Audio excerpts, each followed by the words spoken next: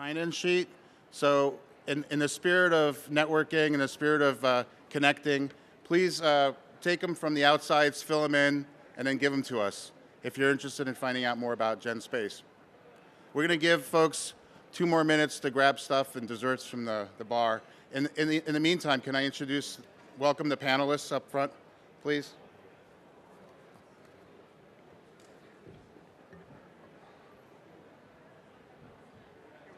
They want to use the mics, yeah. Because they don't want to move the mics.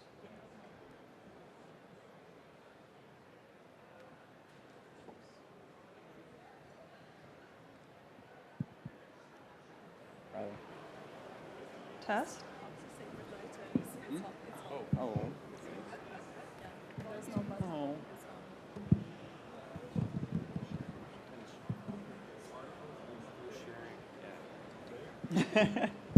Yep.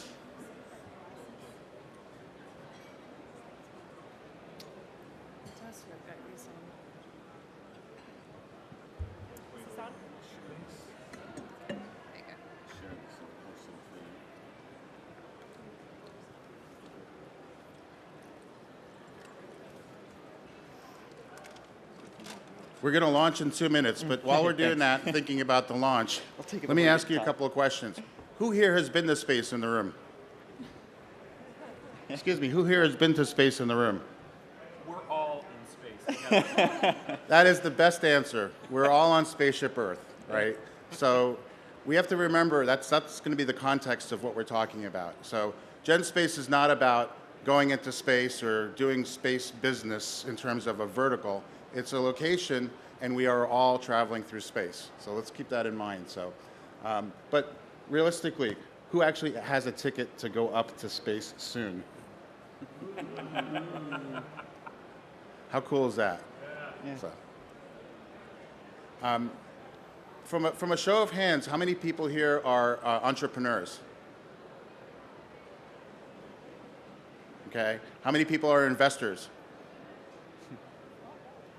How many people are space geeks? Wow, all right, cool. Well, we do have giveaways, and we're going to ask some cool questions, and if I remember to ask the questions, I'll remember to give away the cool giveaways. So we're going to give another, well, actually, it's 2:30, so let's just kick it off. I know that the challenge here at GEC, which is an amazing congress for entrepreneurship, is to get mind share, but most importantly, your time share. And there's a lot of things going on at the same time that are super exciting and super compelling to go visit. So hopefully, and we really appreciate the fact that you've come to our talk to talk about GenSpace and some of the challenges. So let me tell you about GenSpace. First of all, my name is Stefan Recke. I'm the exec director of GenSpace. And in one short sentence, basically GenSpace charter is to advance humanity by enabling and empowering entrepreneurs globally, right? So the idea here is, again, to reinforce, space is not a vertical. Space is a location to do business. And the cool thing about it, and what we'll get out of this amazing panel, is why space, what's the impact to humanity, and how do you get involved? So I want to make sure by the end of this talk, by 3:20, there's going to be call to action. And that call to action is going to be for you to either meet us personally, go to our website, and spread the word. And we'll talk about what that word is. So you're all in the right room. Fasten your seatbelts. Actually, do they wear seatbelts on rockets? They absolutely do. They absolutely have to wear seatbelts on rockets. So fasten your seatbelts, get ready for a ride. So why don't we just go quickly through the panel, start with Badushi, and I'm going to try to moderate this real aggressively. 30-second introduction, and what excites you about space? How about that? Hi, everybody. Is this on? Can you hear me? My name is Dr. Badushi Bhattacharya. I'm an ex-NASA scientist turned astropreneur, and my latest activity has been in the country of Singapore, building up a space ecosystem there from nothing to having 12 startups in a country of 5 million people. And the thing that excites me about space is all the amazing technology that we are developing that impacts life here on planet Earth. My name is Karin Ilsdotter. I'm CEO of Spaceport Sweden. We're looking to establish a launch site for human space travel. But I'm also an advisor and space ecosystem builder, and I'm very excited about the opportunities that an entrepreneurial space era brings to planet Earth when it comes to develop societies and come to see more entrepreneurs and empower and also create a more equal world. Thank you. I'm Greg Johnson. I had the opportunity to fly airplanes and spaceships, and then about 6 years ago, I left NASA and was working on innovation and commercialization on the space station. And so continuing that work, I left that about a year ago, and I'm helping different groups with innovation and design thinking. I'm also managing an accelerator in Traverse City, Michigan. And I have a space conference next month, and you're welcome to come, May 31st. And Badushi might be there. I'm Brandon Seifert. I'm from Minneapolis, Minnesota in the United States, and I'm a frontier tech entrepreneur. I've got a background in the drone and quantum and space industries, all frontier tech kind of stuff. I've been everything from an early stage employee to a co-founder, and have recently started breaking into the world of frontier tech investment as well. I studied astrophysics, so I got started in the whole thing as a scientist and slowly migrated my way over into entrepreneurship.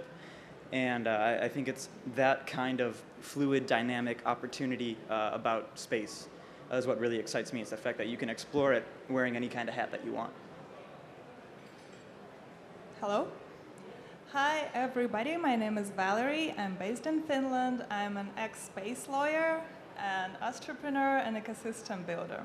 What really excites me about space is that this is the ultimate unknown for us. And we can only learn about ourselves if we go to the unknown. So things we don't know. So my mission is to connect startup ecosystem in the Nordics and Baltics and make sure all the key players work together for the common good. And I use two very powerful tools to do that. So media and events, and I can tell more about that later on the panel. Thank you.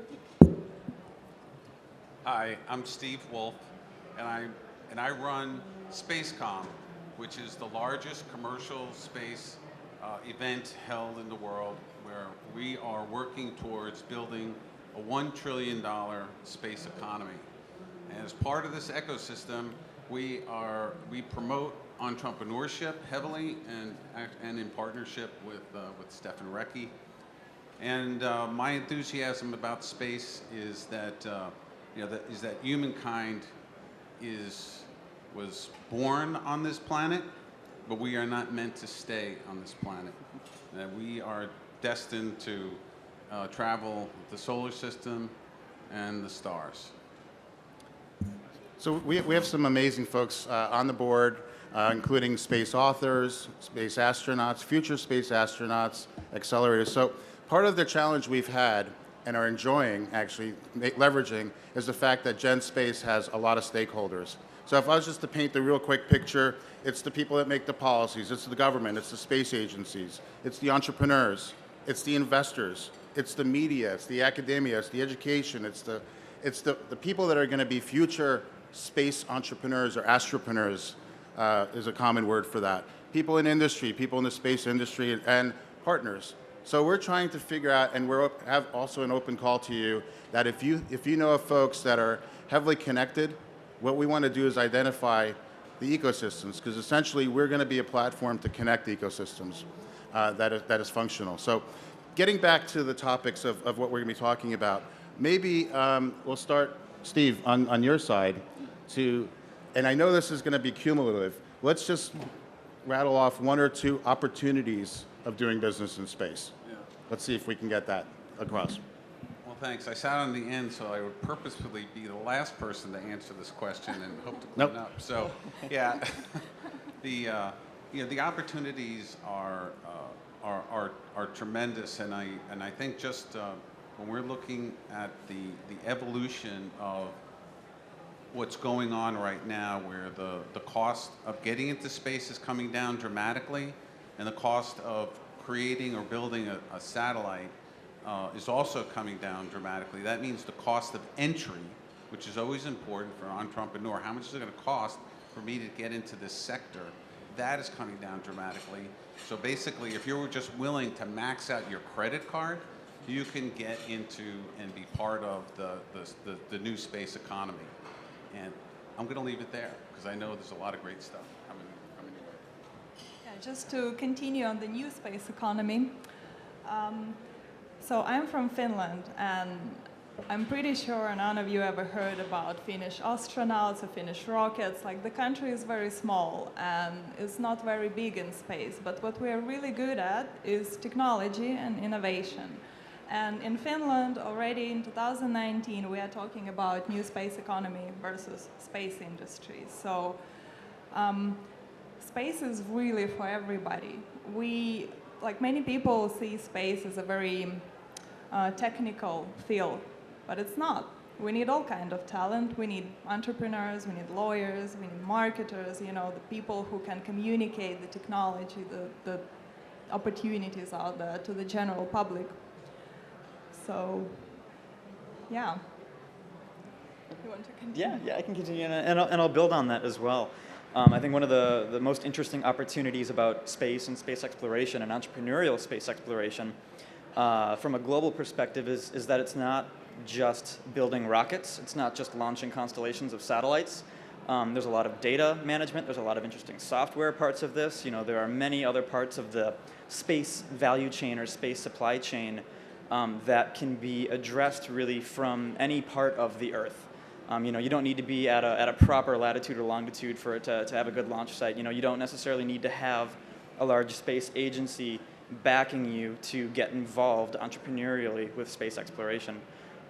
It's just like any other place on Earth, and because of that, you know, the creative space for what you can do in that area is boundless. So, because I'm the guy, I guess, who's flown in space, and maybe Karin will expand upon that. We've had people living and working in space 24/7 now for 18 years. And so there are a few youngsters in the room who their entire lives we've had people living and working in space. And just recently, Virgin Galactic has now created the first commercial astronauts. They're non-government astronauts. And this is our future. If you think about the exploration that we did in the seas and under our waters, we're just on the cusp of that same pattern in space. We've got an outpost in space. We're going to move on. So there are things that we can do in space that we can't do here on the Earth. And I think it's important for all entrepreneurs and all nations to think about these new tools, capabilities that they can use to solve their problems here at home. So what we're seeing now is how space used to be a race between superpowers, but it's now a race between entrepreneurs and corporates. So through miniaturization and standardization and updated policy and also reusability of space launch systems, we're seeing how the cost has come down. It's opening up space to broader markets, creating competition, which in turn, again, lower costs even more. So I think everyone perhaps have heard of Elon Musk. He started SpaceX with a vision to eventually put humans on Mars, but also to develop reusable launch systems. I think that his vision is to lower the cost by a factor of 100. So I'm very excited about that, and what that it means is that it's an opportunity for entrepreneurs and for new countries to actually invest in space. And why do that? Because it attracts talent, it attracts investment and establishment. So the opportunity for Sweden, for example, being a very small nation in Northern Europe, we have the opportunity to actually develop an ecosystem and eventually launch site to launch humans into space, which is was never thought of, obviously, for 30, 40, 50 years ago when we started our space industry. But it's become a catalyst for growth, and being at a growth rate of 7 to 8% annually, space is very much part of the global economy these days, and it's an incredible and very important part of our society. You know, whether you're finding your way through a GPS map, or you're withdrawing money whilst being here in Bahrain, or watching films or TV shows. So it's an integral part of our community, and we now have the opportunity to all reach for the stars. As the sky is no longer the limit.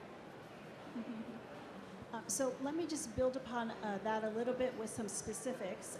As she just indicated, all of you are dependent on space technology right now. If you have a mobile phone, you are regularly tapping satellites for data. So you may not even realize that the space is an integral part of our lives all across the Earth. The drop in the cost of satellites these days means countries from, is there anybody here from Vietnam or Bangladesh? They're launching satellites now to look down at the Earth at where they want, when they want. So these countries are no longer dependent on larger nations to give them data handouts, and that is huge. That's huge not only in sense of monitoring retail. We're in an era of climate change where previous models for crops, for example, are just thrown out the window. So if you have satellites looking at your part of the Earth to understand crop yields, that gives you enormous economic power, whether you're a small farmer or a large corporation interested in commodities. So it's just huge. You guys are in the right place at the right time to get involved.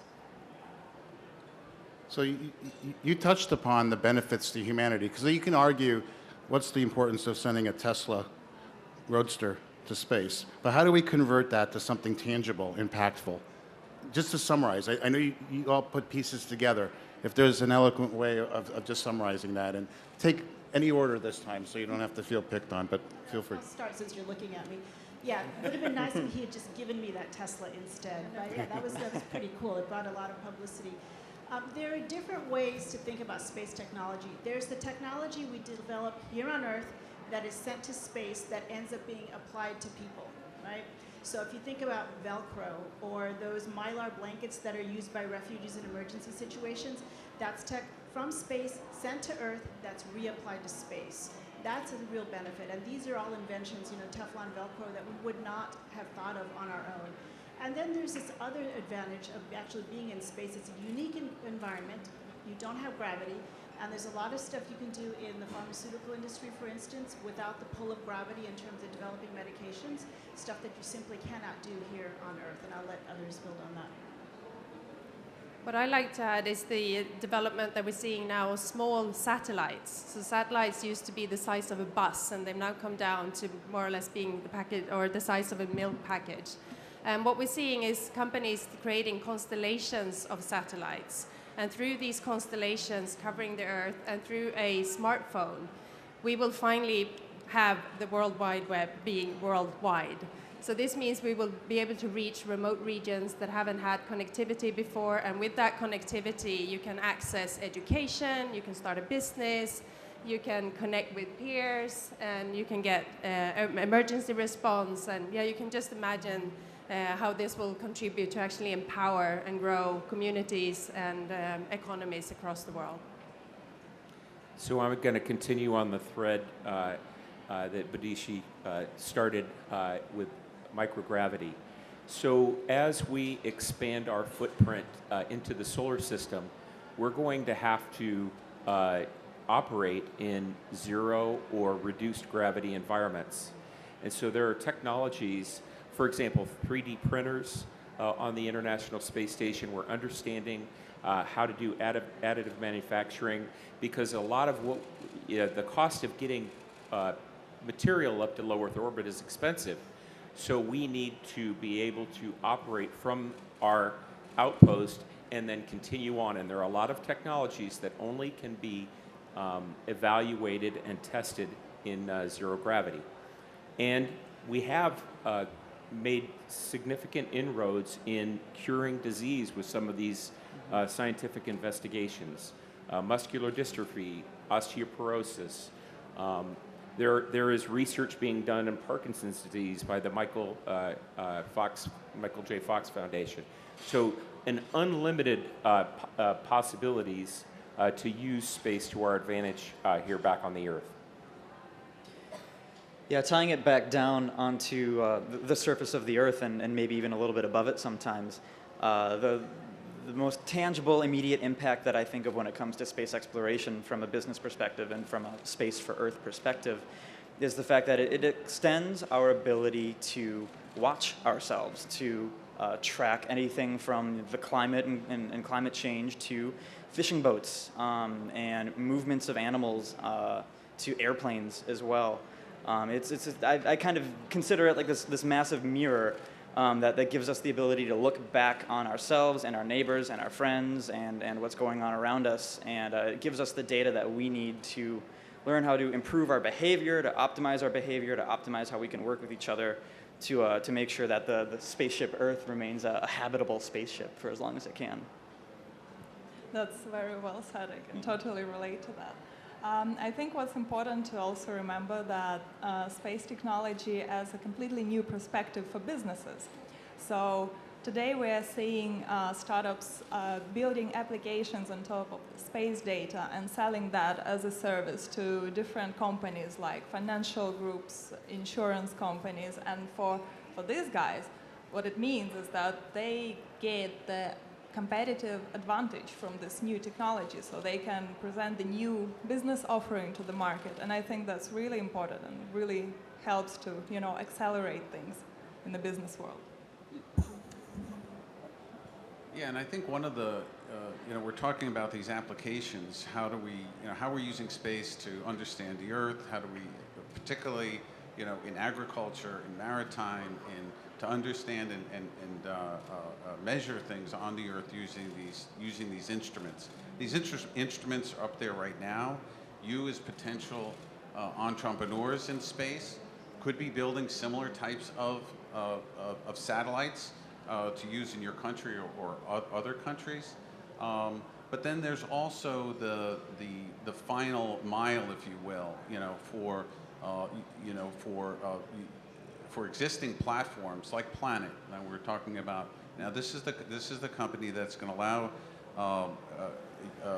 farmers to get a better understanding to maximize crop yield, identify where your parts of your crops need more moisture, or if there's infestation, and be able to pinpoint that so that you can target those things more directly and resolve those. But as an opportunity for an entrepreneur, there is taking locally, accessing that data, and then delivering that data to the farmers, making sure that they understand how to use this information, how to access this information, and provide them with the tools so that this data is readily understood by looking at a tablet, because the data isn't very helpful unless you can readily understand and interpret that data in real time so that the farmers can make real decisions right away so that they can improve their crop yield. So, that's great. So the next question is two-part. One of them, the first part's going to be, what are the objections or obstacles for doing business in space? And then thinking about what's a way to get around that obstacle. So the intention here is to absolutely say, space is difficult, right? So list out an obstacle and then a way to get around it. I'm giving you a surprise. I'll start. Surprise because questions. This is one we've not talked about. So in low Earth orbit, there is an increasingly problematic debris problem, and it's a minefield as we launch our vehicles, more and more launch vehicles into space with more and more humans, but also more and more precious payloads. And so that's both a great challenge, but it's a wonderful opportunity for an entrepreneur to solve that problem. If I could jump in as well, I think coming from an entrepreneur's perspective, one of the biggest challenges to doing business in space is constantly combating this narrative that space is hard. It's actually, it doesn't have to be that hard. There are some things that are very difficult, like developing a human-rated space vehicle, or like an entirely new generation of launch vehicle or something like that. But it can be very difficult to create and launch and sustain and build a business when everybody around you thinks that space is something that only belongs to the domain of space agencies or companies like Lockheed Martin or Airbus. You would be very, very, very surprised what teams of college students are able to do with relatively shoestring budgets, getting small CubeSats into space to collect their own sets of data, their own proprietary sets of data that they made as students. to other startups that are interested in building smaller constellations or providing communication services in between satellites, or sending things up into suborbital space, not quite space, but near it, and then bringing things back down for scientific research purposes, kind of similar to some of the work that you were doing, Stefan, with cases, like putting seeds and stuff in space. So I guess to wrap that point up, a big challenge is the education and the communication of the fact that space is something that can be done really on any kind of budget, with any kind of team. You just need to convince some of the other people around you that they can do it too. So let me build on that then. You're talking about education. How many people here in the room think that you could go and do space technology or be involved in the sector right now? Okay, about 10% maybe. I want to see that be 100%. I told you guys you're in the right place at the right time. And the reason is space is accessible. So many people equate space rocket science with something that's really hard. And it's really no more difficult than med tech. We have a workforce issue because people think of space as just too difficult and something that they just can't get involved in. And one of the solutions that I think is critical to provide, and our startup actually does this, is to provide training and education even on a basic level. You don't have to be an engineer. You don't have to be a scientist. There are people from all kinds of disciplines that we actually need to get involved so we can build an actual true global ecosystem. So I can continue to build on that. I think one of the challenges for us as ecosystem builders and policymakers is to create a business-friendly environment and understand what our role is. So I think in space, we've gone from governments being the owners and the builders to governments being the enablers. So I think it's putting the right policy and tools in place to allow entrepreneurs to try and test and develop, to fail and learn and to try again. And in countries where this has happened, we've seen how space entrepreneurs have just exploded. We've gone from a handful of privately funded entrepreneurs in 2009 to 450 by 2016. $16 billion have been invested in these startups, and I think that's quite extraordinary. So the total global space economy is about $400 billion, and it's set to be valued at $2 to $3 trillion by 2030. So I think if we can unleash this power and the power of entrepreneurs by helping to enable them, by implementing the right policy and tools for entrepreneurs to grow and flourish, I think we have a very exciting future ahead. Yeah, to continue on that note, I think what would really help is to bring together different ecosystem players that are doing something in space field and make sure they communicate, really. It's all about communication, and every business really comes down to people relationships. And if we can do something that would bring all the right people together under one roof and make them talk and make them, solve problems, discuss things, see what they can do to really make things better, that would be a really big step forward. Now, what we do in Finland, and I think that works pretty well, is that we really make sure that the government, the startup world, the investors, the academia really meets each other frequently and discusses things. I think that's a big step forward for the ecosystem. Yeah, I think everyone's covered it, and it comes back to education of the communities of the nations that may be looking to get involved. And we know that more nations than ever are looking, who are not traditionally space nations, are now saying, wait a minute, the cost of becoming or creating a space agency is within our reach. There's going to be a conference in Morocco later on this month where emerging space nations are going to get together and talk about all of the various opportunities that we're discussing here. So it's really trickling down, and particularly within developing countries, the challenge is ensuring that your workforce is strong and robust enough, is educated enough to be able to take advantage of these opportunities and engage in these entrepreneurial activities and develop again. And be able to leverage whatever entrepreneur network that you have in that country to support space entrepreneurship. I think to add to the statistic that was put out there, The space sector as an investment sector is still relatively small to all the other sectors, but it is the fastest growing sector for investment. So, and that will continue to grow exponentially, we anticipate, over the years. So I would expect that 10 years from now, there won't be any country in the world that isn't involved in space one way or another. Great, thanks. So to give you a time check, we're halfway through our orbit of planet Gen Space. And what I want to do is give you the ability to ask questions. And let's see, maybe, do we have a portable mic that we can? Yes. Or, okay, we'll just use this one. Is this one working? Okay. Oh, Gosh. okay, someone broke that. Who had the question? And by asking a question, you get a prize. Yeah, thank you very much for the information you provided here. I have actually two issues or two questions. First of all, we are humans and we are the only ones who are producing waste. We have a lot of waste on Earth. And what is your opinion on the waste in space? Because I heard as well it's increasing and maybe there's another business opportunity, I don't know, to collect the recyclable waste from space. And the second one is, I was last year in the annual investment meeting in Dubai, and they have a vision 2090 where they will have by 2090 already a colony on Mars.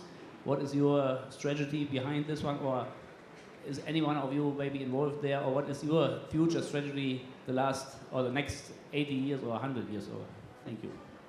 And where are you from?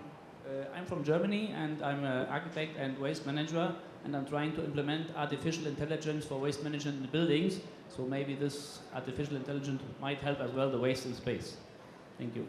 So I'm going to start really high level here. I love the analogy that Stefan and Valerie mentioned, that the notion that we're all in this together on spaceship Earth. And if we think globally, it totally makes sense for us to be together talking, having this conversation about being good crew members, taking care of our ship, taking care of each other, taking care of this beautiful planet that we inherited. And so we should be very mindful of our waste in all forms because we have a precious place. And I can tell you firsthand, looking at this beautiful planet off the planet, it's a magnificent place we live. It's a beautiful planet. And so we should take care of it, and we should figure out these waste problems. I can add. So there are such exciting opportunities on Earth by leveraging space technology. So I'll give you two examples. There's a company that looked at how we can live on Mars and what type of technology we need to sustain life there. And in space, you have to reuse everything, and I mean everything. And because it's a closed system. So this company has taken a nanotechnology used on the space station, hopefully eventually going to Mars, and implemented this in showers, allowing us to reuse 90% of the water and 80% of the energy. So imagine the impact of that when we start to fully evolve that and roll that out on Earth and beyond. And another company has also used the technology developed on the International Space Station, monitoring energy and energy wastage, and again implementing that in houses and buildings to make sure there is no energy wastage. So you monitor this through AI and through an app in your phone, basically, making sure that, there's a perfect temperature and no wastage. Let me just point out one more thing. You were asking about space debris. There are a number of startups that are working on this globally. There's one company that's just finished up its Series C, and they're launching some prototype spacecrafts to do a proof of concept next year. And with regard to the work on Mars that you were asking about, the colony, there's a lot of global participation in that. We have an LOI, for example, with the UAE Space Agency to do some training and education with them. And our students come from all over the world, and so I again want to emphasize that this involves everybody, not just scientists and engineers. Hi, I'm Danny Briere. I'm a Chief Entrepreneurship Officer for the Henry Ford. I'm also a space nut. I'm a shareholder in SpaceX. I've been involved in some mission planning around some really cool stuff I could talk to you about, but also been involved in around a lot of the early stage investment stuff. So my question here starting with Karen, but then anybody as well, is investment. We're entrepreneurs, all right? And so money makes the world go around. And getting space stuff funded in the past decade has been really challenging. If you look at some of the experiences around like deep space industries, or some of the people that are trying to do 20 and 30 and 40-year business strategies for space, found very few takers in terms of investors. And to come up and have 450 startups in just your country is pretty incredible. So the question is sort of like, you know, could you give us some examples about what's being funded today and what investors are investing in and what sort of ROI timeframes they're talking about to help give us some guidance as to where the real near-term opportunities are for startups? That would be very helpful. Absolutely, and I'd just like to correct there, it's 450 globally, but a lot of them are based out of the US. However, we've seen one of the tools that have been used is actually incubators. So being based in Sweden and working within the European Space Agency remit, we've had a business incubator launched in Sweden. So it's partially funded by ESA and partially funded by the Swedish government. And then we've had some tech funds in Sweden come in as well to support that. So in the past year and a half, we've actually had closer to 20 companies come through. So we've gone from, you know, only having 10 to 15 companies in Sweden to almost doubling that now, actually. So that's been a critical tool and a vehicle for that. And the type of companies that we've seen being funded, for example, are the two that I mentioned, the one looking at space technology and downstream, so using space technology on Earth, the one developing the shower, and the one developing the energy management system. Then we have another company that's looking to put, working with AI and put eyes on robots. And these robots are to be used on the station and beyond, hopefully. But it's also helping other type of industries also on Earth. But where we see money going to generally is the development of satellites. So there's a number of companies across the world that are now focusing on developing small satellites. There are companies developing new type of launch systems and reusable launch systems. So SpaceX, of course, is one of them, being ahead of the game. We got Blue Origin, founded by Jeff Bezos. They're looking to do suborbital, orbital, moon, and eventually Mars as well.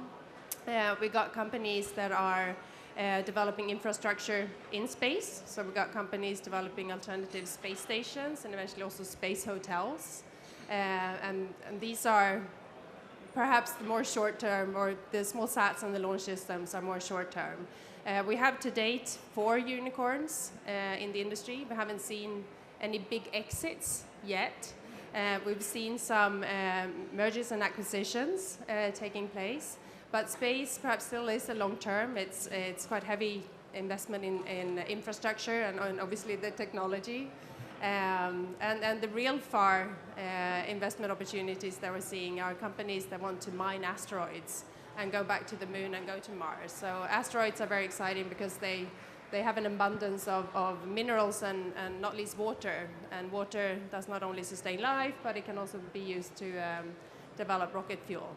So I think it's an entrepreneurial space era. We still have a job to do, as my colleagues mentioned here, in terms of educating both the general public but also investors and attracting even more entrepreneurs.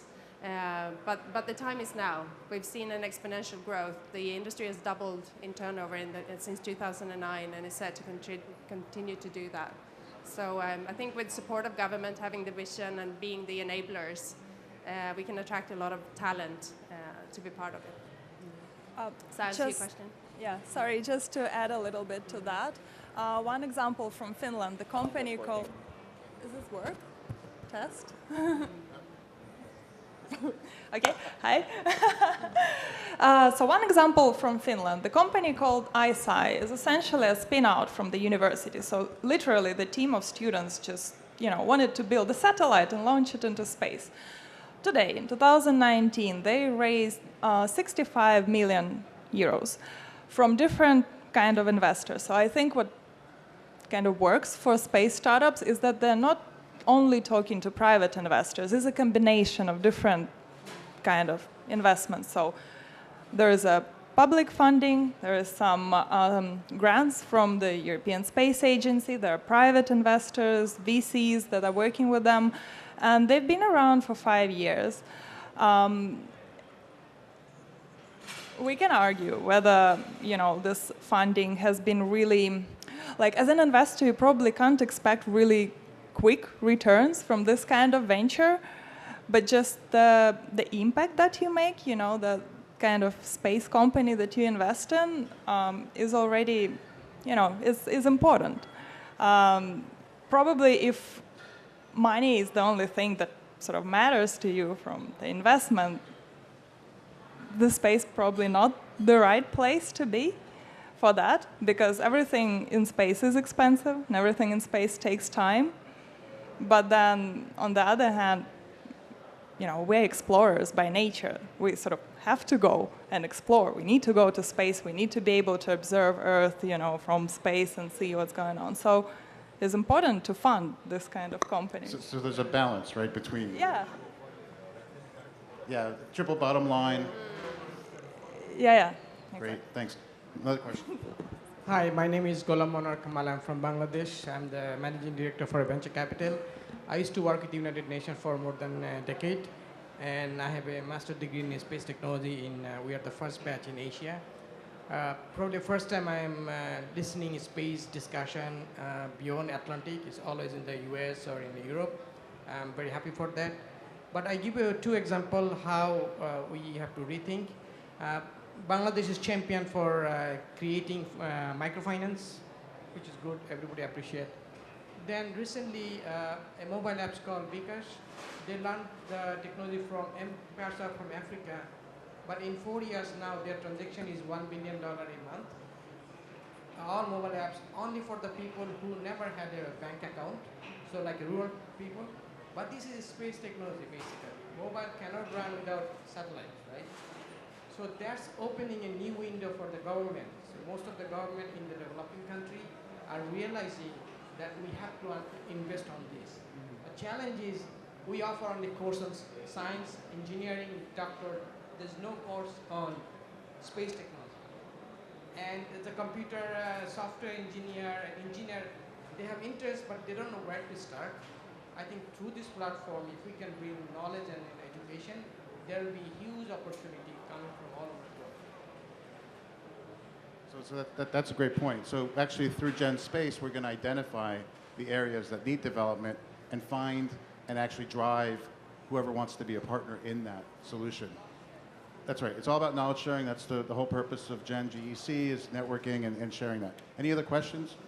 Okay, while he's moving the microphone, I want to bring up Danny's question here about there are, we haven't mentioned this yet, but miniaturization, or maybe we have, is greatly impacting our ability to conduct space operations, but also here on the Earth.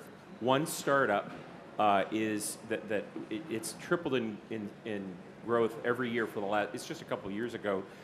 It's Atlas Space Operations, started with just a few people. Now I think they have over 30. And they're replacing the old satellite dishes around the world with a smaller version, more solid state, like a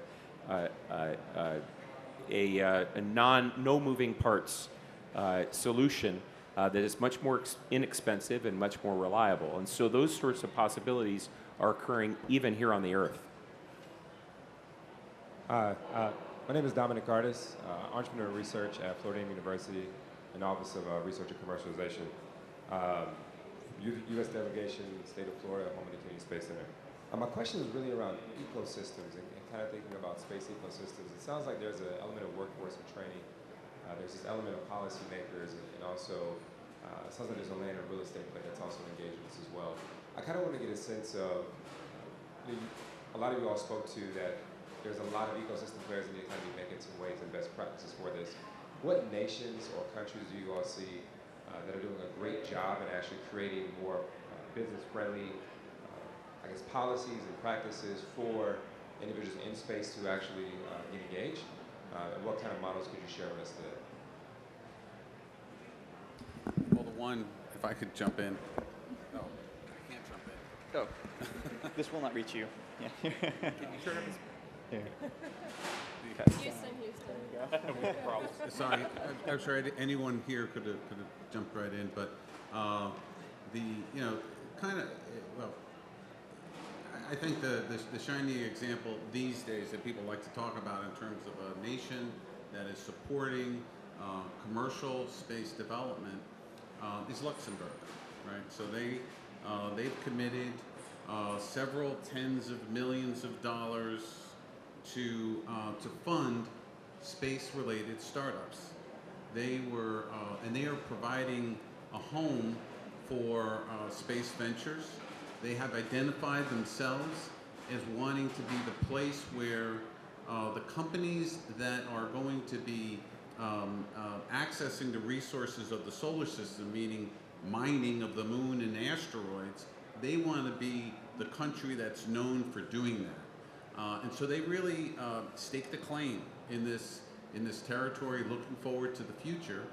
And you know, and they're moving forward gangbusters. And I mean, I don't think every nation is going to be able can follow that model. I mean, it'd be exciting if more would. Certainly, the United States is committed to space entrepreneurship, and NASA and the government has really pivoted to being to really supporting the entrepreneur ecosystem in the U.S. And so we're certainly excited about that. But anyway, that's the example I can think of, and I'll let other people respond. Well, I can speak from Finland, of course. It's a small but mighty new space ecosystem, and in Finland we like to joke that Finland is like a club, and it is in many ways. It's 4.5 million people only, but that really helps a lot in terms of reaching out the right people and getting them on board for the dialogue. So there's been a lot of development in the Finnish news space of really bringing together all these different players, universities, public sector, startups, companies, you know, big corporates that are willing to explore, to see what's possible. And I think it's really that kind of mindset that, you know, we want to learn and we want to see what it's going to bring us. So I guess that's the dialogue, really. Human connections is the key. We have time for two more short questions. Is that okay? Dominic, we can talk more after. Yeah. We're going to be here. We're here all week, right? Yeah. So we're going to make sure that we can address your questions. So clearly there's going to be time. My name is Frank Radis and I'm from the UK. There's going to be a lot of medical innovation. But I'm curious to know your reaction to the recent study that showed the physiological impact of lengthy spaceflight, especially as regards a possible trip to Mars. Okay, so I guess I have to talk about that one. I actually flew with one of the twins on my second flight. So we're learning about all biological systems, including humans, in space. Their, you know, cells interact differently, genes express differently. You know, whether it's a spider making a web, you know, they start out in space and the web is completely tangled, but they figure it out. Life is adaptable. So I'm the eternal optimist, but I think these studies are actually opportunities for us to learn and then mitigate the risks associated with those challenges. And I guess I'll stop there.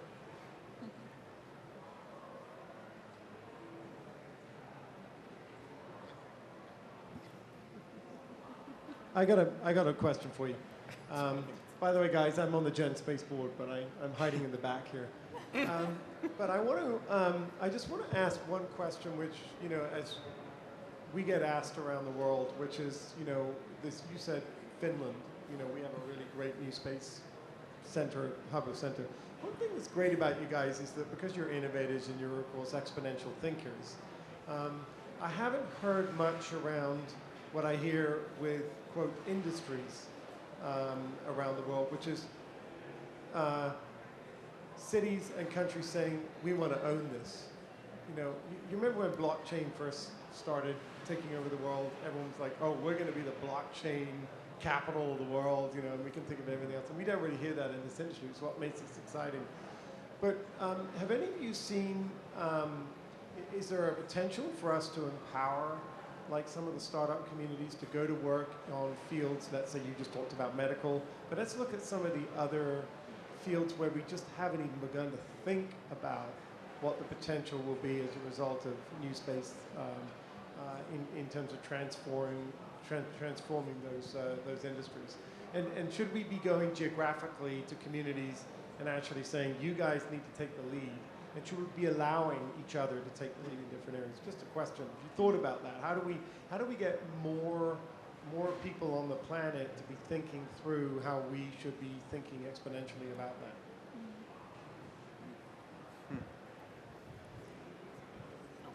Let me give you an example of a company that was already doing some really interesting stuff in tech that can be applied to space. In Singapore, there's a company that does remote soil monitoring for vertical gardens on their skyscrapers, and they've got a sophisticated AI system in place that will monitor the soil and automatically feed and water the plants as required, so somebody doesn't have to go out there very frequently. Now, when I talked to these guys, they hadn't even considered the applications for space. I mean, obviously, if you're in Mars, you can go and do stuff on, with farming. But when you're talking about the outside of a spacecraft, being able to monitor all those systems and put all that information together in a meaningful way, there's all kinds of stuff you can do with sensors, even with Earth observing data. The power is in putting different kinds of data together and coming up with new products that we haven't even thought of at this point. And I know there are a lot of startups already doing cool things. You just have to put space into their brain. I think, and I know that through Gen Space and the collaboration that we now started, we will also be able to reach out to many more people and communities. But two other projects that are ongoing that we're hoping to raise the profile of space and engage more entrepreneurs and stakeholders is through the United Nations. There's a big project actually to bring greater inclusiveness and diversity into the space industry. We need more women and we need people of all backgrounds. And through that, we're looking to work with the member states to create a global campaign to actually raise the awareness of how we can disperse more space technology to all parts of the world. And the other one is that we're in discussion with the X Prize and the World Economic Forum to create a global innovation competition where we hope to engage stakeholders from all over the world to be part to encourage crowdsource innovations from the general public. So we're hoping for a few of these initiatives, and again, collaboration with Gen Space, so we can raise the profile and engage people from all over the world to be part. Jonathan, diving a little bit deeper into your question regarding the specialization potentially of different regions or countries or states in certain areas, I don't have a very good solid answer for that, but my impression of that right now would be to say that you won't see as much regional specialization or national specialization given how the commercial space industry has been developing thus far over the past few decades, because you're seeing competition for like company A, maybe based in the United States, popping up in Japan and Singapore and the UK, like all over the place, right? You're seeing repeated business models being created in completely different economic ecosystems around the world with different kinds of investors, different kinds of government agencies, different kinds of policies. The problems that entrepreneurs are trying to solve in space aren't necessarily limited to any single region or country. And so what you're seeing is the space-based business models popping up indiscriminately everywhere. Just to add, I want to say that we're not doing space just for the sake of space. We're doing space to make either our life here on Earth better or life of humans in space better. So it's not isolated system, it's not standalone. Of course, it's interconnected to all these other industries as well. And well, in my work, I'm really making sure that people who work in space industry go beyond and talk to people from, fintech and agriculture and all these other fields as well, because really the best things always happen in the intersection of 2, 3 or more different fields. So, yeah. No, that's great. And actually, Jonathan, you touched on a point that SpaceCom, which is held in Houston in November every year. See you all there. That is finding that intersection between industries, between space and industry, especially in Houston. We have energy and medical are big components of that city ecosystem. And so part of that is trying to find where does space technology, how can that transfer over into those sectors, and how can the oil and gas industry use satellites to help them monitor methane emissions and so forth, and improve their operations. But an interesting thing that we're talking about this year is looking at those industries, say energy, and saying, well, you know, the energy industry is going to be in space, right? So we're not just using space assets to help their terrestrial operations.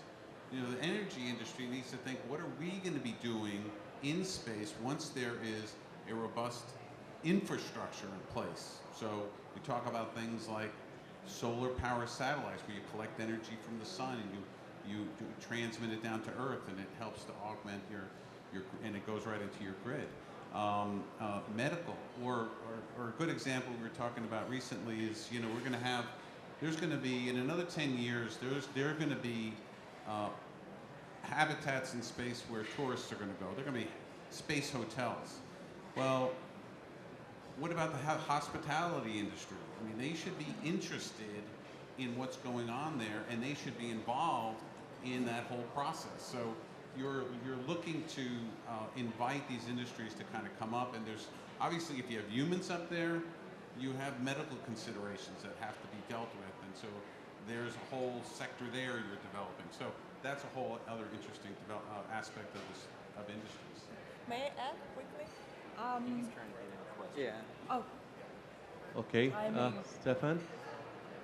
Yeah. The one thing I want to make sure that we think about in terms of capitalizing on the global communities we work with is most of the really awesome thinking, you said, comes at the intersection of disciplines and fields, but it also comes where actually we've excluded industry. You know, obviously we all know that you need someone with unique knowledge of the industry in order to make a disruptive idea and innovation. But what we really want to be able to do is it's sometimes the traditional industries, yes, they're the ones that are going to be figuring out the energy of how we get up there. I get that. Yeah. But I don't think it works unless you've got the innovators on the ground, as we discovered with people like SpaceX and so forth, you know, right from the beginning of the design of what on earth we're trying to do. I hope that when the industry's the critical partner, but I hope we're also thinking of how are we getting the most innovative thinkers from our entrepreneurial ecosystems. And I also just want to throw out to everybody, by the way, for the last 10 years, I've had a web domain called spacecommerce.com that I've not done anything with. I got it years ago when I was an investor in remote sensing companies. So if anybody has any ideas of what we can do with spacecommerce.com, will you let me know? So there's a challenge. Thanks, Jonathan. One quick... That's you. Thanks, Jonathan. Thanks, Stephen. My name is Abd Hassan Deir. I'm glad to be on board of the Gen Space as well. I'm from Bahrain and chairman of the Bahrain Space SME Society and the Bahrain Technology Transfer and Innovation Center as well. Really enjoying such a discussion. And I wonder, I've got this question. With regards to the 10th planet, I think Pluto, which I think it's like called the Vamber or the lazy planet. Any thought being given to that planet? I mean, that sometimes it is on and off in our galaxy. Is there sort of a way to capitalize on that, to benefit from, you know, such, because it is abnormal, not like the other 9 planets, and it is the other way, far away from the sun. I heard that there are some shuttles being going towards the Mars or the Uranus, towards the sun, and some of them definitely will burn one day. But then going the other way, to the other side, which is, I think, is supposed to be freezing. And freezing means it's got a lot of, let's say, snow, which means water, which means life. Any thought given to that, something which is different than the other planets? And then what would be the other possibilities or business ventures for that? And we have like 15 seconds for this answer. NASA has 2 spacecraft that have already left the solar system, right? They're in interplanetary space, and there are more missions underway. They're talking about using technology like solar sails to push spacecraft very far away. I mean, the universe is a huge place. There's so much you could explore. Pick your celestial body and figure out how to get there. I think Pluto can be a symbol for the fact that in space, small is the new big. We're seeing how now everyone, every region, country, individual has the opportunity to reach for the stars as the sky is no longer the limit. Well said. We'll talk more after this. Yeah. Good. All right, so as we're winding down here, I did tell you that you're in the right place at the right time. Right now, it used to be we'd have significant events once a year. We now have events on a daily basis. So if you're awake tonight at 11:34 p.m., there's a rocket launch. You can watch it on NASA Live TV. And I'm excited to say we have 2 payloads that are going up to the space station, student experiments, 11:34 p.m. tonight. And on that note, Another announcement, Veli? one more announcement about space events. So we are having a conference. It's a networking conference organized in Helsinki, Finland on the 5th and 6th of June. And this is where we connect the space industry to all these other industries we've been talking about today. So I really warmly welcome everybody in Finland in June. It's really the best time to visit the country. So yeah, hope to see you then. Okay, just one more plug for Spacecom. Yes. No, we are actually, we've just opened the website for the Spacecom Entrepreneur Summit activities.